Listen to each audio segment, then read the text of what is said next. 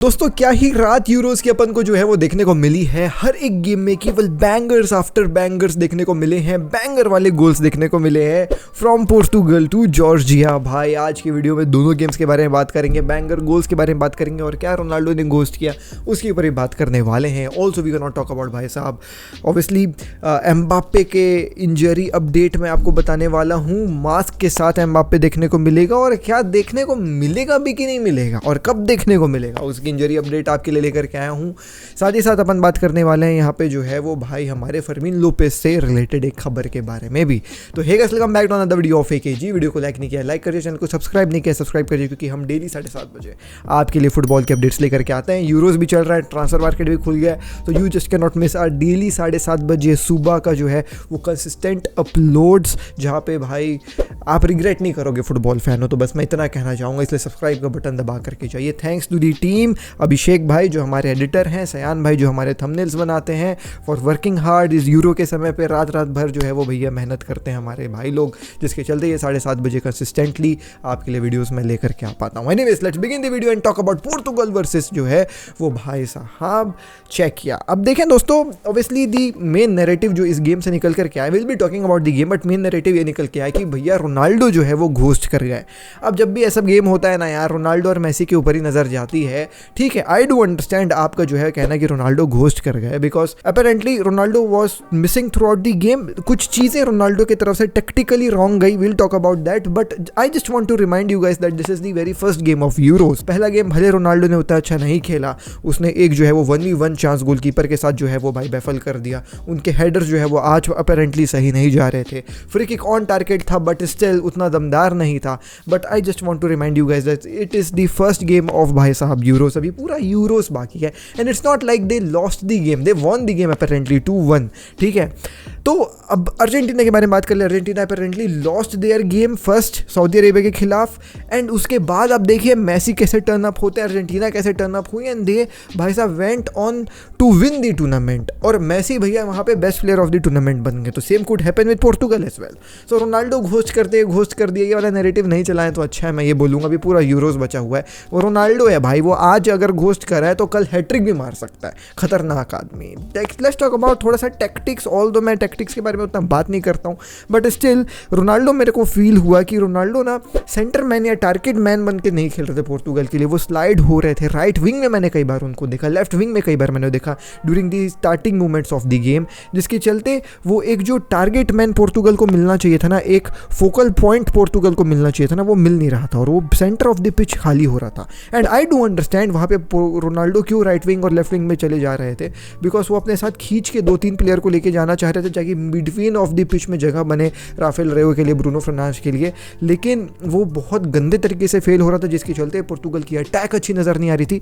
और इसका पूरा श्रेय जाता है भैया चेकिया की डिफेंडिंग को।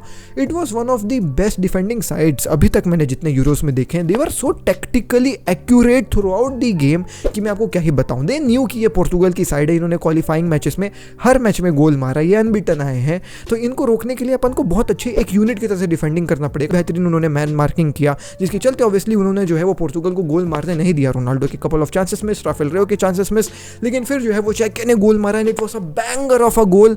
बैंगर इन चेकिया वाला गेम, बैंगर इन भैया यहाँ पे जो है वो आगे जॉर्जिया वाले गेम से बात करेंगे, उन गेम्स के बारे में भी, बट चेकिया की तरफ से क्या ही बैंगर गोल देखने को मिला।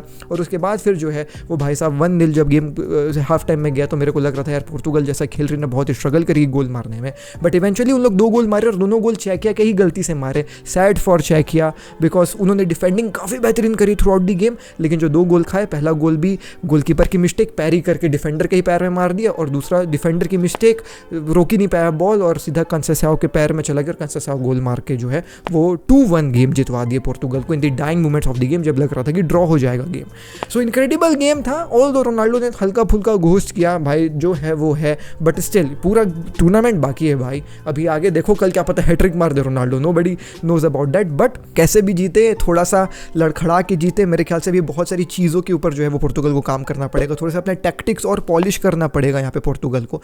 Bruno Fernandes, Rafael Leao, Bernardo Silva, और इनको ना ये बड़ी गेम प्लेयर्स हैं यार, इनको स्टेप अप करना पड़ेगा अपना गेम। साले बेंच से आते हुए प्लेयर्स डियागो जोटा, कंसेस्याओ, 21 साल का लौंडा आके स्टेप अप करके आपको गेम जिता रहा है। आप लोग क्या कर रहे हो यार?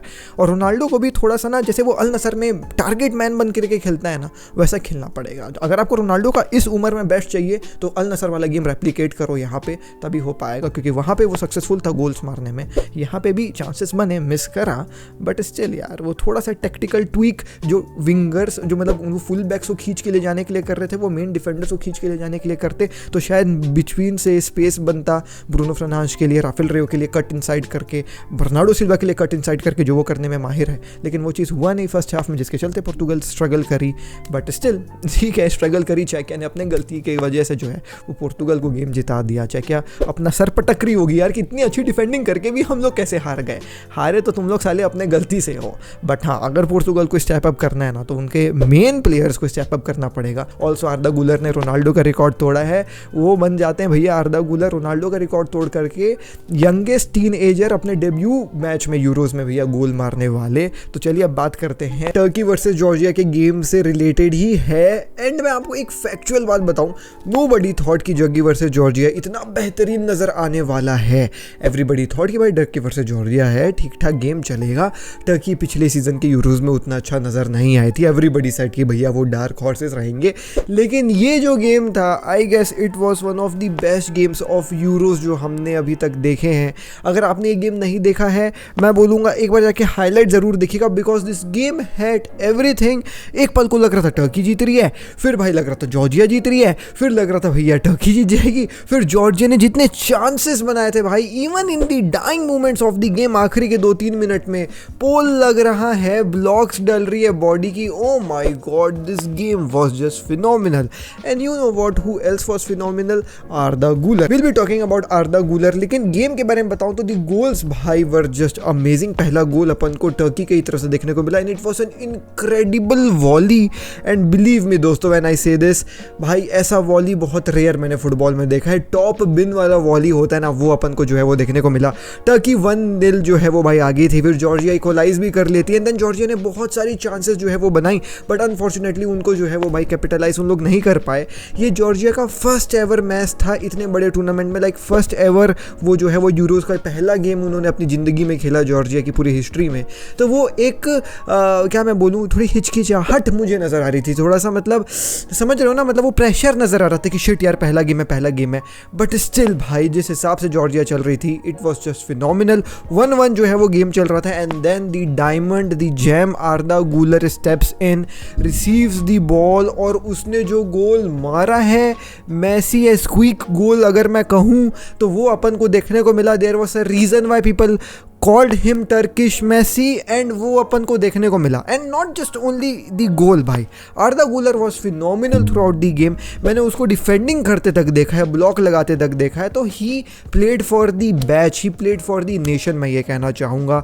If I talk about the stats of आर्दा गुलर, मेरे भाई the stats was amazing. 79 minute ये बंदा खेल करके एक गोल मारा, जो पोटेंशियली गोल ऑफ टूर्नामेंट होने वाला है। 38 पासेस कंप्लीट किया है आउट ऑफ 41 जिसने इसने अटेम्प्ट किया। 5 chances created, 2 big chances created and 4 duels won. Complete performance जो होता है ना, वो आर्दा गुलर का अपन को देखने को मिला with a phenomenal goal. Although आगे अपन को जो है वो भाई साहब 2-1 जब ये गोल हो गया था, मतलब गेम हो गया था, जॉर्जिया वाज पुशिंग कि भाई अपन 2-2 इसको करें कैसे। एंड बिलीव मी दोस्तों, ऐसे चांसेस मिस हो रहे थे, और मैं मिस भी नहीं बोलूँगा, पोल लग रहे थे, बंदा सामने आ जा रहा था। इट वॉज जस्ट अमेजिंग भाई, गजब का गेम देखने को मिला।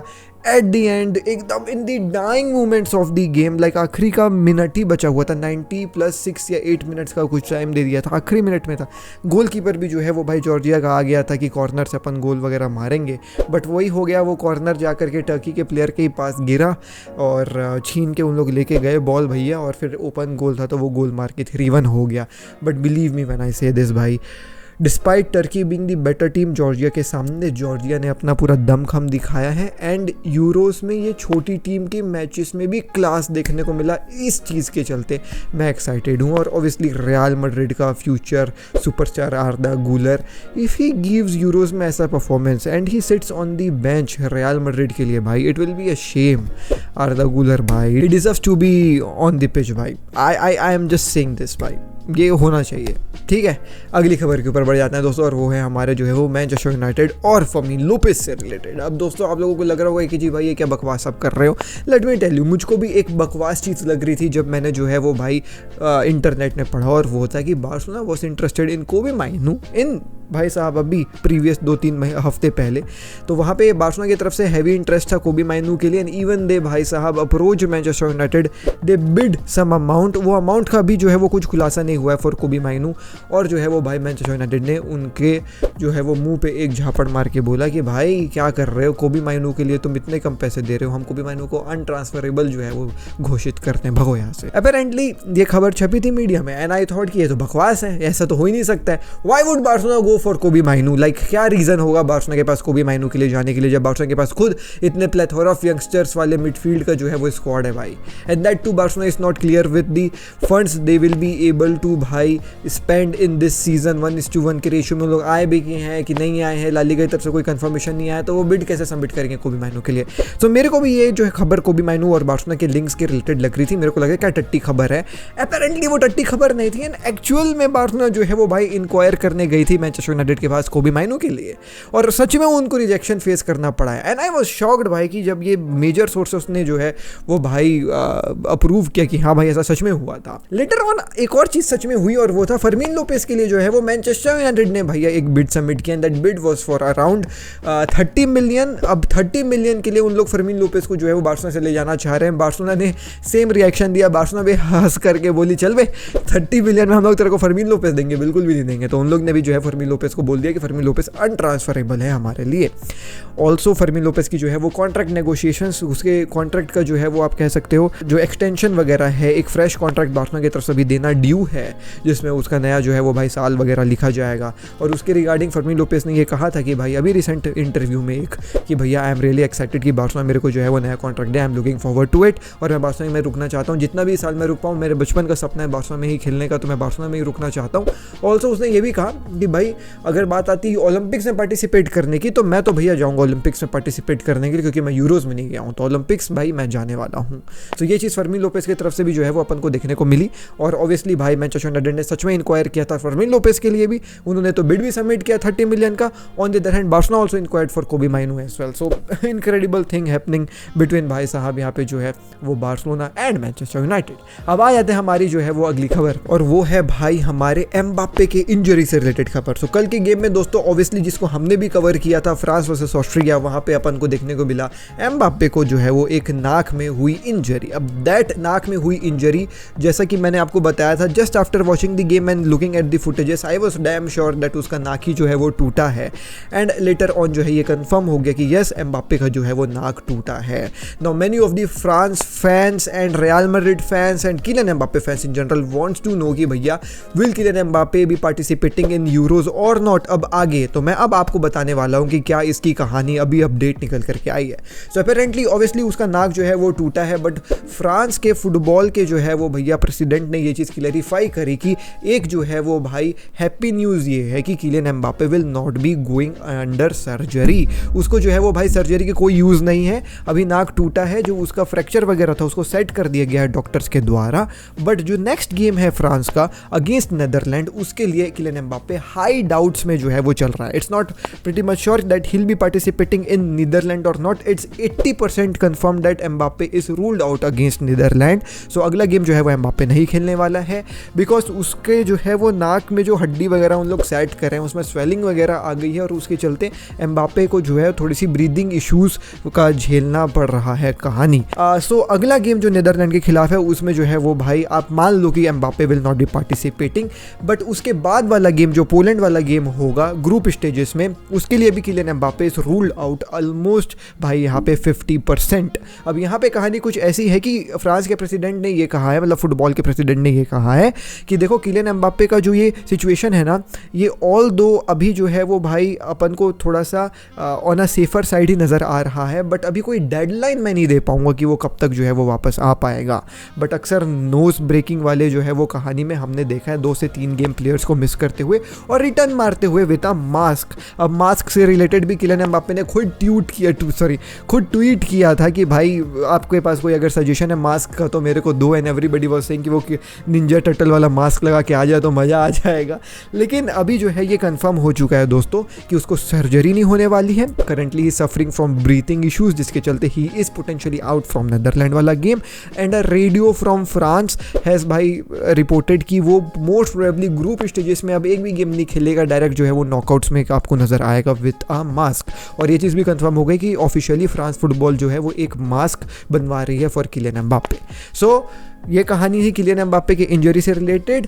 कब आएगा कब नहीं आ सकता मैंने आपको सब बता दिया। मैं मिलता हूँ आपसे अब अगली वीडियो में, जल्दी नेक्स्ट वीडियो में। शेष के चैनल टेक केयर, पीस, जय हिंद, वंदे मातरम। डीएनए भरा है खून में, फुटबॉल की नॉलेज दिमाग में, चैनल भरा के जुनून से। फुटबॉल की खबर एक जी के साथ, फुटबॉल की खबर एक जी के साथ, फुटबॉल की खबर एक जी के साथ, फुटबॉल की खबर एक जी के साथ।